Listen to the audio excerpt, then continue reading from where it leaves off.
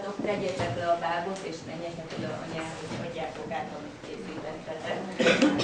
És udvariassátok meg.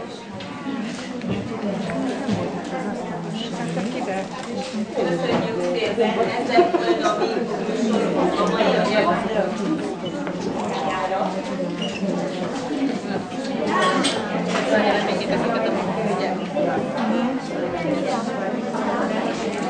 Ezek címba kellett.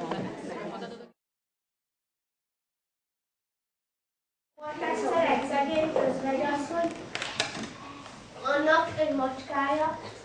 Ez a macska olyan halánk volt, hogy minden lábasba, bödönbe beleütötte az óvodát. Ezt egyszer nagyon égett a szegény asszony. Kifelé a háza volt a torpós macska, dobd ide benetedd a lábadat.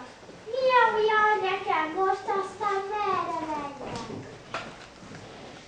Mendegélt nagy búson, míg egy rókával nem találkozott. Milyen állat lehet ez a parancspultás? Lehet jobban felém hányolni? Már megértem néhány telet, de ilyen állatot még nem láttam. Hát te nem ismersz meg engem? Tudd meg, hogy én a kacor király vagyok. Nincs állat, aki ne félne tőlem. Igazán szégyellem felség, hogy még hírét se hallottam, de nagy megtiszteltetés lenne számomra, ha vendégül láthatnám a házamban.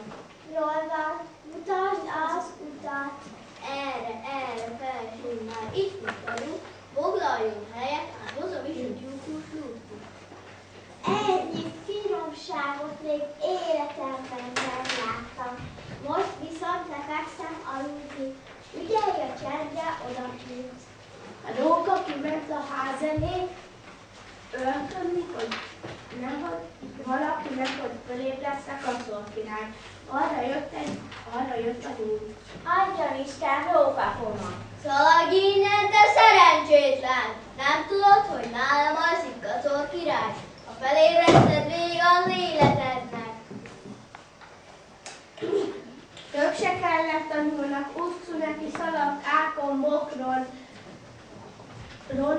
Szembe jött a medve.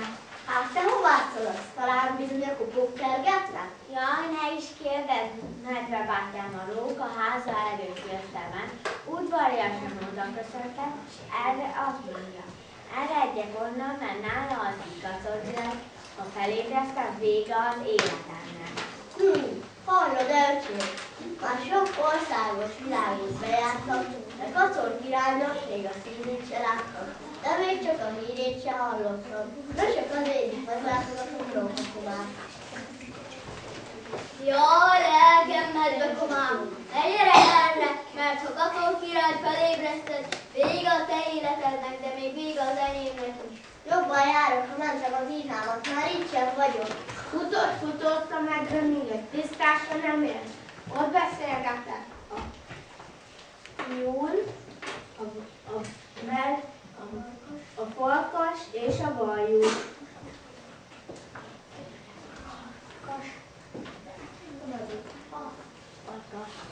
Jaj!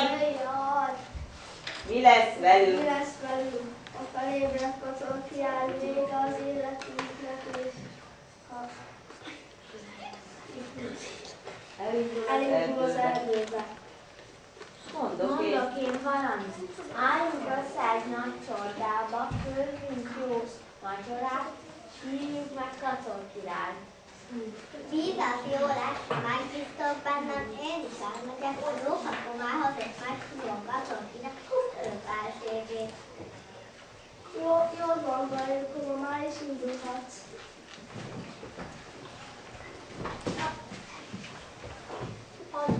Adjon Isten rókakoma, add át tiszteletünket kacor királynak, hogy nagy vacsorára várjuk a tisztást. Mindjárt bemegyek és megnézem, hogy felébredt-e már. Na, mi hír odakint? Felséges királyom, az erdő állatai nagy vacsorával várnak a tisztásra. Azt kérdezik, tiszteletedet teszed-e? Ha már annyira akarják, elmehetek. Nagy volt. Nagy volt az öröm, lett nagy sürgés, forgás. Készítették már a pecsenyét, és várták Kacol király. Erre. Erre ő felsége. Ott jön. Ott jön Kacol király, még felszúr a bal szára. Fusson ki már a pult! Jaj.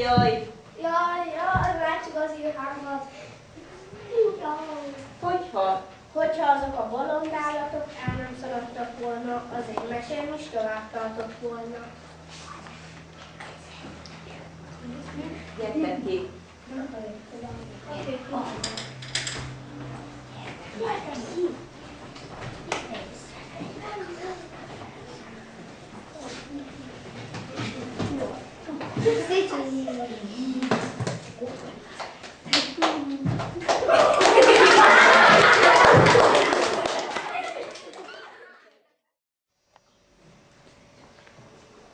Olvad a hó, hegylőtt penyege eltűnik, lassan feketévé válik a táj. A réteg gyenge füvei az őszi vetésre, vagy Zöld a zöld elő tábláig tarkítják a látóhatát, ameddig csak ellát a szám. A fákon, bokrokon egy-egy fonnyat, szárazzá asszott levelet rég bánt a tavaszi fuvallat.